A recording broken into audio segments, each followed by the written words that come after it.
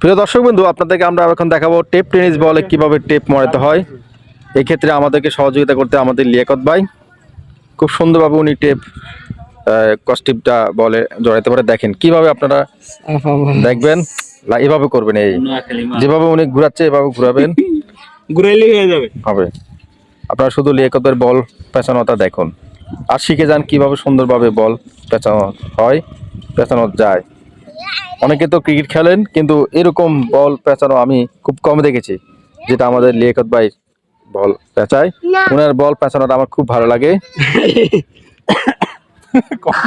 এটা সুন্দর করে যে বল কিভাবে চলে যাচ্ছে, বাহ! বলটা